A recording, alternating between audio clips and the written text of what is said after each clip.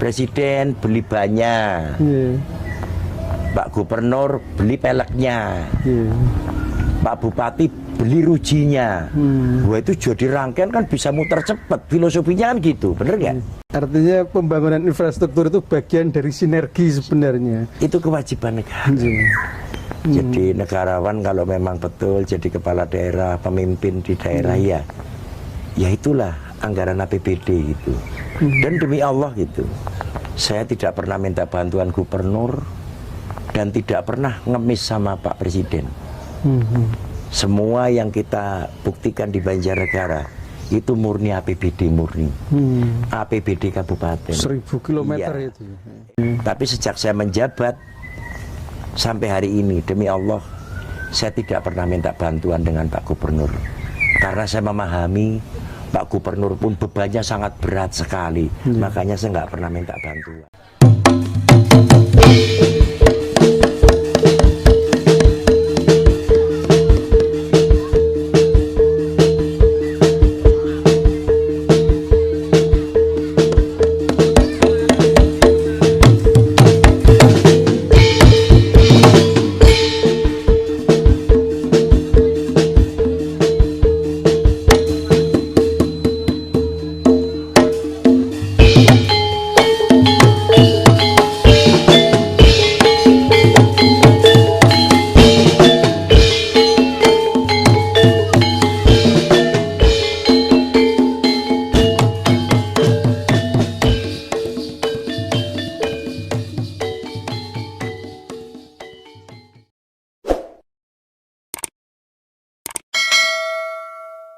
Masa pandemi ini banyak berdampak pada banyak sektor pembangunan, pemerintahan dan sebagainya.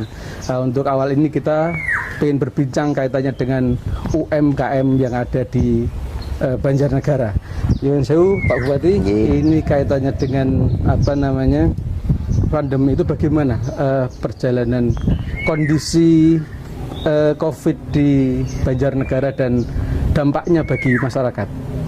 Ya alhamdulillah, karena kita juga hanya mengikuti peraturan pemerintah pusat, apa yang disarankan oleh Presiden. Awal saya itu tahun 2017 dulu mengikuti Musrenbang. Jadi kita fokus, anggaran APBD itu kita fokuskan untuk infrastruktur gitu. Ya alhamdulillah hasilnya memuaskan, baik gitu. Dan UMKM semakin meningkat. Artinya tidak terdampak terlalu besar dari COVID ini, pandemi ini Pak Bupati. Jadi kalau infrastruktur ini malah sebetulnya mendukung ya Pak. Mendukung untuk masalah COVID ini, sangat mendukung sekali gitu. Seperti contohnya sederhana gitu, kalau infrastruktur ini kita nggak bangun duluan dari awal 2017 sekarang berakhir. Sekarang ini pada bulan 6 tahun 2021 gitu, kita lebih mengawali pembangunan infrastruktur. Apa yang disarankan oleh Pak Presiden pada waktu Musrenbang itu menyampaikan gitu kepada kepala daerah, gubernur itu supaya fokus gitu. 1 atau 2 atau 3 saja apa yang jadi andalan di daerah. Nah, kita andalannya tidak ada lain. Pada waktu itu memang jalan di Banjarnegara ini rusak semua gitu. 90% rusak semua gitu. Jadi apa yang disarankan Pak Presiden pada waktu itu saya rekam, saya bawa pulang ke Banjarnegara, saya setelkan ke OPD semua dan kepada teman-teman DPR. Alhamdulillah teman DPR semua mendukung, OPD juga sepakat semuanya gitu. Nah ini alhamdulillah sampai sekarang ini Banjarnegara untuk infrastruktur ini sudah mencapai 98%. 98%. Ya, tinggal sedikit sekali selesai. Insya Allah di tahun 2021 selesai semuanya. 98% itu berapa kilometer? 1000 kilometer. 1000 kilometer. 1000 kilometer saya mulai mengawali memimpin Banjarnegara tanggal 22 Mei tahun 2017. Sekarang tanggal 16 Juni tahun 2021 itu. Jadi 4 tahun lebih sedikit gitu. Berarti tinggal 1 tahun lagi insya Allah lunas, Pak. Ya, Tinggal jadi 1 2%. tahun lagi ini program saya ya kita mendukung masyarakat, ya tidak ada lain yaitu adalah jalan usaha tani gitu. Karena Banjarnegara ini kan yang jelas kabupaten agraris. Jadi andalannya nggak ada lain, hanya pertanian. Oke. Pertanian, wisata ada gitu, Dieng gitu. Wisata-wisata lokal yang ada juga ada. Tapi andalannya yaitu agraris, pertanian gitu. Nah kalau seperti kita tidak mensupport aksesnya gitu, ya petani-petani ini akan lumpuh semuanya. Karena semua biaya ongkos angkutnya kan mahal. Artinya pembangunan infrastruktur ini juga bagian dari pembangunan ke masyarakat gitu. Iya betul. Ya itulah sebagian daripada sila yang kelima. Kita memberikan keadilan. Yang di ujung-ujung ceritanya gitu. Awal saya belum menjabat jadi bupati karena saya melihat sendiri gitu.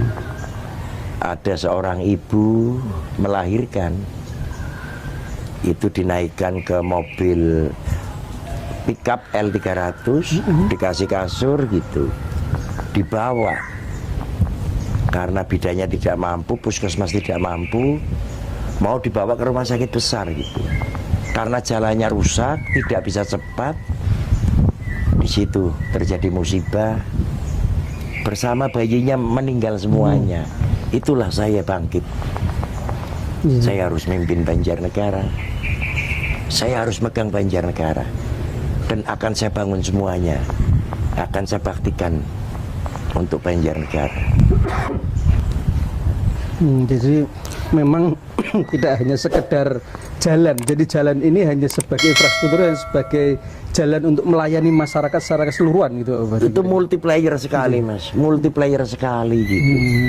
Semua makhluk hidup butuh akses. Nggak usah yang hidup, yang mati aja butuh kok, Mas. Iya betul. Seperti contohnya kayu gelondong itu. Petani-petani bawain kayu gelondong itu juga butuh jalan yang baik kan gitu. Kalau jalannya rusak kan jadi nanti harganya kayu jadi anjlok juga. Anjlok gitu. Di ujung murah, di kota mahal gitu, paham nggak? Nah, di tengah itu terpotong dengan biaya angkut. Akhirnya petaninya nggak ada penghasilan. Dengan nggak ada penghasilan, makanya ngirit gitu, paham nggak? Makanya ngirit pakai nasi jagung, pakai tiwul gitu ya kan? Akhirnya dengan gizi yang berkurang, vitamin yang berkurang, ya kan? Ada pilek, ada flu, ada desentri, ada macem-macem lah. Nah, itu masuk ke rumah sakit, ya kan? Di rumah sakit sudah takut, kopet ini apa, nggak ngerti kan gitu. Di karantina ya kan? Di karantina nggak boleh ditengok kan, semakin down mentalnya. Begitu down, mati, ya kan gitu. Ini yang terjadi kan seperti itu, Mas, di alam kita ini saat ini, paham nggak? Jadi memang apa namanya, ya tadi hubungannya dengan apa, ini yang diandalkan memang infrastruktur, tetapi memang apa namanya, tarikannya itu diambilnya multiplier efeknya gitu. Iya betul. Termasuk pelayanan tadi, kesehatan, termasuk kalau untuk petani. Untuk petani sangat dibutuhkan sekali, Pak. Seperti di Banjarnegara itu ada di daerah Duren, itu dahulu singkong, itu sampai 2 tahun nggak dipanen. Padahal waktunya cukup 6 bulan sudah bisa dipanen. 2 tahun nggak dipanen kan berarti 4 kali dia tanam. 2 tahun baru dipanen, nunggu harganya naik gitu. Berarti kan dia rugi 3 kali panen. Nah, akhirnya saya buatkan akses yang bagus. Sekarang 6 bulan sekali sudah panen. Itu dulu kendalanya karena jalannya ya? Jalannya jadi pada waktu dia panen ini nggak bisa pakai sepeda motor aja, nggak bisa gitu. Ngangkatnya pakai sapi, pakai kerbau gitu. Dinaikin di punggung, digendong. Iya, digendong sama kerbonya, sama sapinya ditarik gitu. Sekarang udah kita buatkan beton, semua kendaraan bisa masuk, ongkos angkutnya murah, Pak. Nah coba kalau 10 ton di atas gitu, di atas gunung sana gitu, Kalau digendongi pakai kerbau itu mau pakai berapa ribu kerbau, bener nggak? Besar Itu di biaya kalau- transportasinya ya. Iya. Iya. Kalau dia bisa cepat masih selamat gitu. Oke. Kalau lambat singkongnya sampai ke kota nunggu 1 minggu di dalam sudah hitam semua. Oh. Kalau bahasa Inggrisnya udah bongkong, gitu, lanas gitu. Mas. Iya. Akhirnya nggak bisa dijual. Refocusing besar-besaran, anggaran besar-besaran yang tadinya untuk program yang sudah dialokasikan kemudian dipindah ke COVID, penanganan COVID di daerahnya. Kalau di Banjarnegara, pribun? Alhamdulillah Banjarnegara nggak ada. Jadi untuk anggaran infrastruktur terpenuhi semuanya gitu. Sampai kedua tahun ini terpenuhi semuanya, tidak ada pemangkasan dari infrastruktur. Gitu.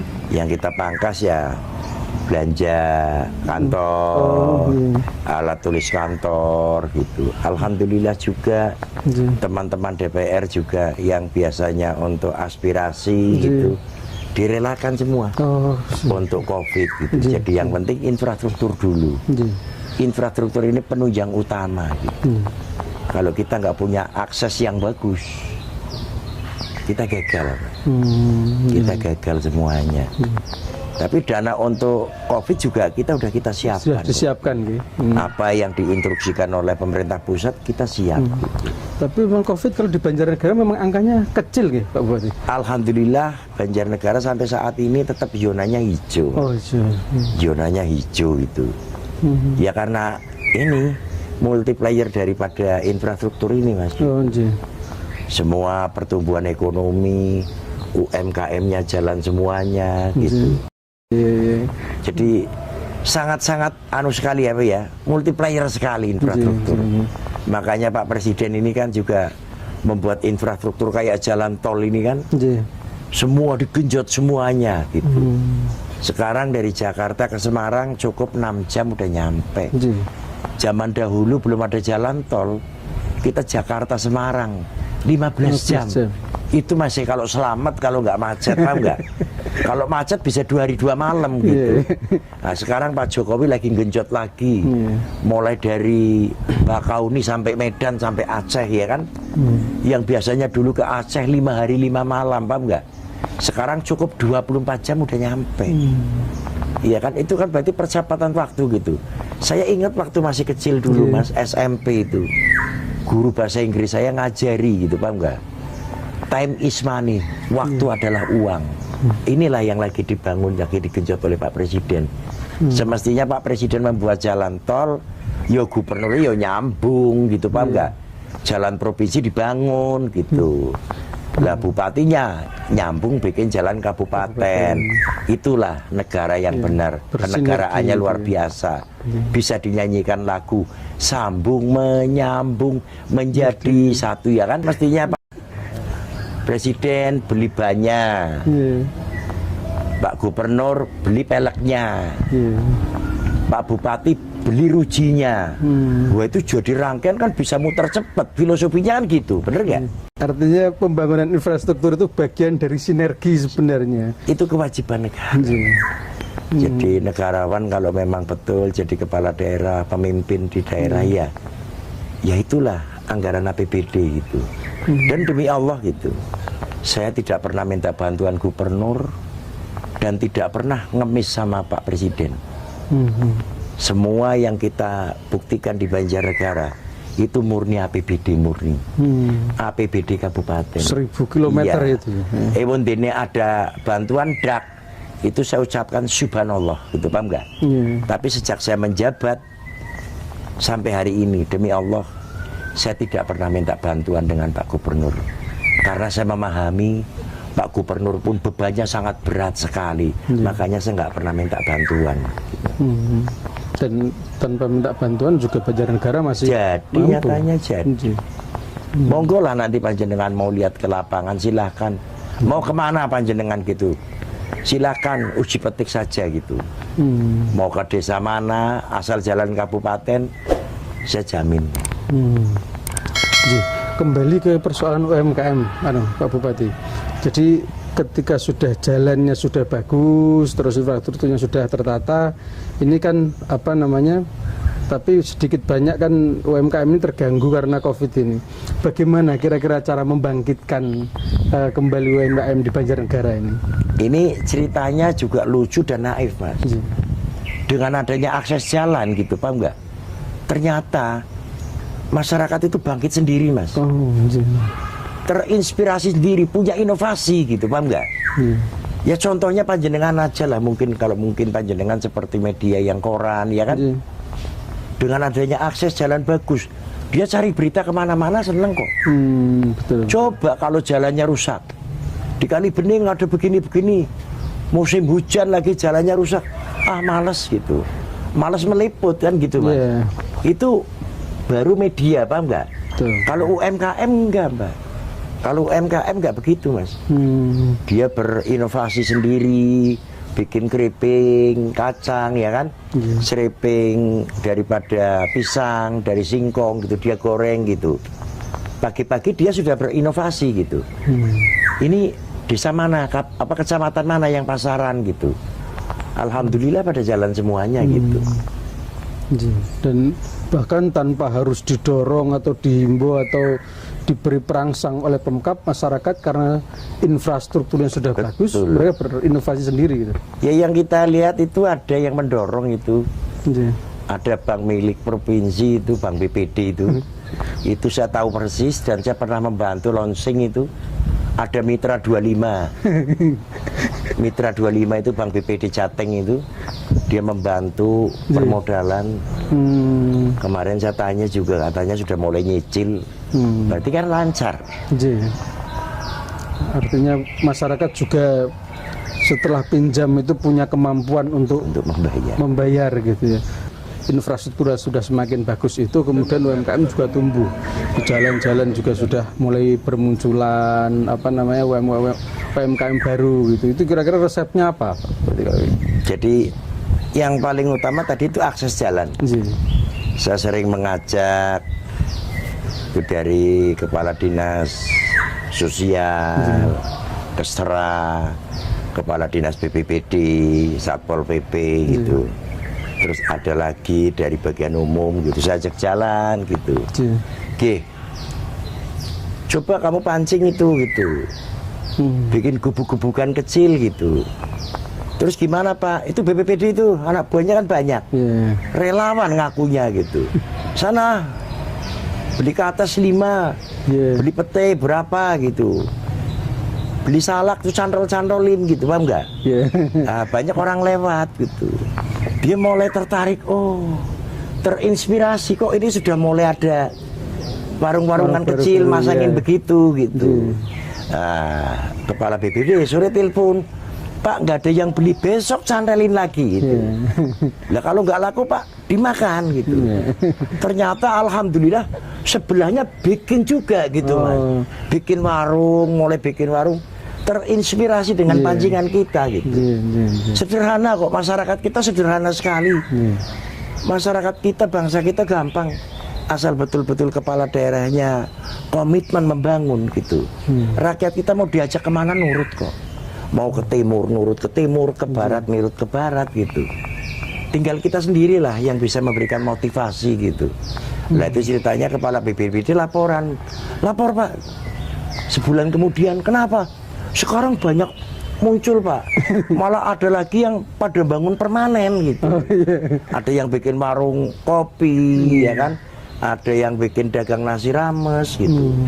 Alhamdulillah tumbuh gitu. Apalagi kalau nanti kita mungkin di akhir tahun ini saya bisa menyajikan lampu, ya kan? Lampu di seluruh 1000 kilometer di Kabupaten Banjarnegara. Insya Allah juga kehidupan malam juga akan berjalan kan gitu, Mas. Ini lagi direncanakan tahun depan atau? Ya tahun depan, tahun 2022 rencana kita pasangin lampu semua. 1000 kilometer. 1000 kilometer kita pasang lampu semuanya. Kan sederhana Mas. 1000 kilo, kalau 1 kilo kita pasang per 50 meter 1 kilo itu kan cuma 20 Mas. 1 kilometer cuma 20. Kalau 1000 kilo kan cuma 20.000 lampu. Kita berikan tenaga surya kan murah. Iya. Kita beli lampu yang tenaga surya kan gitu. Insya Allah nanti masyarakat akan bangkit semuanya. Iya. Jadi termasuk bagian dari membangkitkan ekonomi masyarakat. Betul, ya itu Mas gitu. Jadi kalau kita buat malam ini bisa terang kan, Iya. masyarakat juga mau keluar ya kan, Iya. butuh kebutuhan mungkin suatu saat malam apa ya kan, anak sekolah yang mau belajar les atau mungkin kelompok kerja ya kan, kelompok belajar bersama kan bisa. Nah kalau sekarang daerah kita ini kan bukit-bukit ya Mas ya. Iya, iya. Kalau lampunya nggak ada kan orang takut gitu. Iya. Walaupun sekarang jalannya sudah bagus, lampunya nggak terang kan, masyarakat juga malas keluar kan gitu Mas. Iya. Untuk membangkitkan UMKM di tempat wisata misalnya, Pak Bupati juga sudah mulai Alhamdulillah sudah tumbuh kembang semuanya gitu. Yang jelas saya terima kasih sama Bang PPD Jateng, yang mana yang Mitra 25-nya itu dikucurkan terus gitu. Nah ini masyarakat Banjarnegara berkembang semua gitu. Kalau sekarang tempat wisata yang di-push untuk naik mana kalau di Banjarnegara? Banjarnegara Dieng, Dieng ya? unggulannya Dieng gitu. Insya Allah nanti di tahun 2022 semua akses, semua yang menuju wisata akan saya lebarkan semuanya. Karena sekarang pengunjungnya aja udah ngeri Mas itu. Pengunjungnya ini kemarin di di masa Lebaran 7 hari saja kita dapat uang tiket ya. Itu kurang lebih sekitar 2,5 miliar Mas. 1 minggu gitu. 7 hari itu 2,5 miliar gitu. Nah ini kan sudah PAD yang luar biasa gitu. Nah kalau kita nggak buka aksesnya lebih bagus, ya nanti pengunjung akan kecewa kan gitu. 7,5 itu baru PAD untuk dari tiket. Iya. Belum bagaimana membangkitkan perekonomian masyarakat. Gitu. Dan di sana di sekitar jalan menuju tempat wisata itu sudah penuh oleh masyarakat UMKM. Iya, udah gitu. Cuman jalannya kurang lebar gitu. Homestay juga udah banyak gitu. Kesadaran masyarakat yang pada bikin homestay di sana gitu. Semua membayar pajak gitu. Oh, sih. Artinya juga penyediaan fasilitas yang nanti infrastruktur di tahun depan ini kembali lagi adalah untuk kesejahteraan masyarakat. Melayani masyarakat supaya transportasinya mudah, melayani masyarakat supaya berusaha juga lebih mudah semuanya gitu.